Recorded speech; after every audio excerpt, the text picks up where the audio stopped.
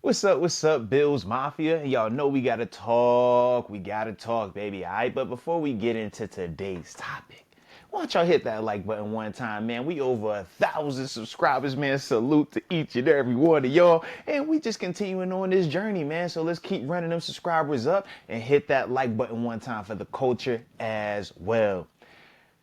But during this time of year, man, y'all know everybody has a list. Everybody has a ranking or a thought on, who's good and who's not and all that sort of stuff. Well, PFF, shout out to the good people of PFF or at PFF.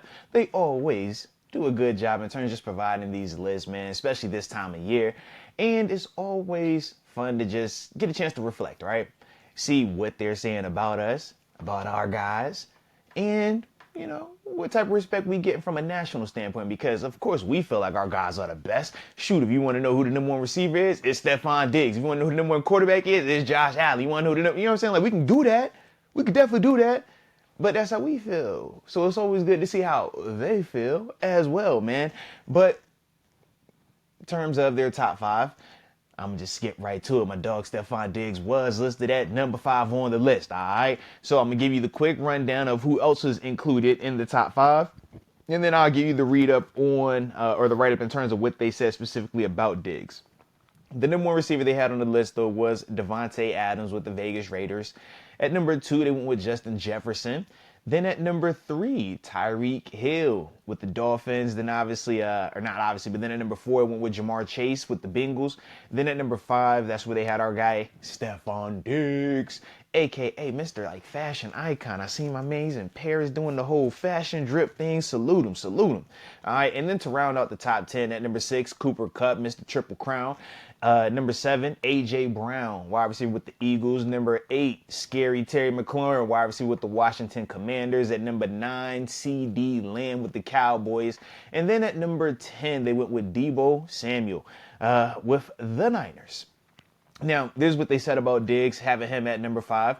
It says, Diggs has been unleashed in Buffalo. Having been capped in terms of opportunity in Minnesota's offense before he was traded, since that move, Diggs has 469 targets, second in the league behind only Devonta Adams. His receiving stat line includes more than 4,000 yards, 29 touchdowns, and he continues to be the most or one of the most well-rounded receivers in the game. I can't knock anything they just said. In fact, I agree 100%.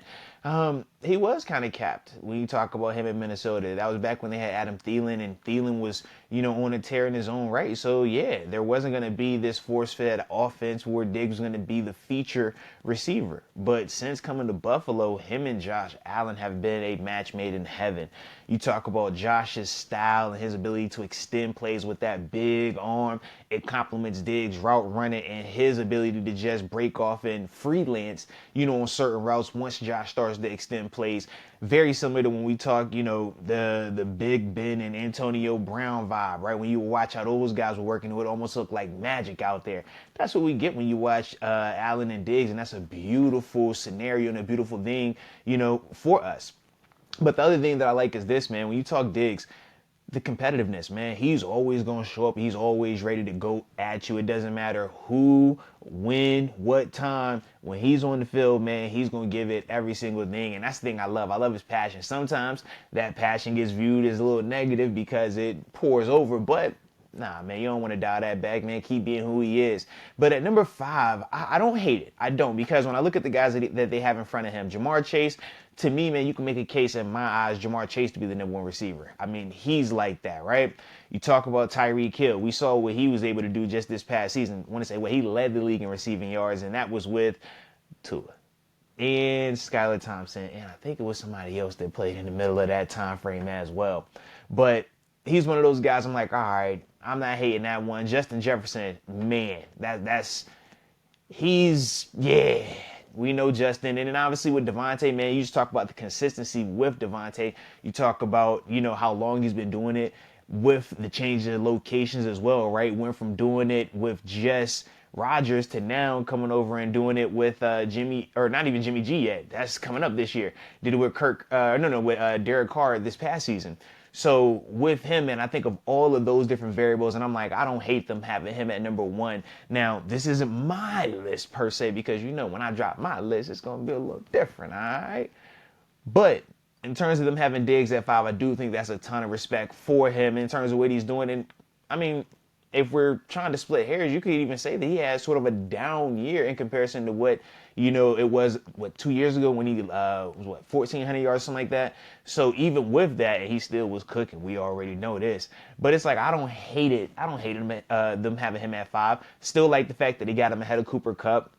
Like the fact that he's ahead of AJ Brown. AJ Brown, man, definitely balled out this year, but I don't think any of those dudes behind him, Terry McLaurin, CD Lamb, Debo, I don't think that they are better receivers than Diggs at this point. I feel like Diggs is definitely in that top 5 upper echelon group. And from there, it was just kind of like I said, splitting hairs. Where do you put him at in that top 5? But like I said, I'm going to drop my list a little later on. But you guys let me know your thoughts on PFF's ranking. Do you think that this is appropriate for our guy to be at number 5? Would you move him around a little bit? Too high, too low? But either way, you let me know. I appreciate you for tuning in. And until next time, baby, peace.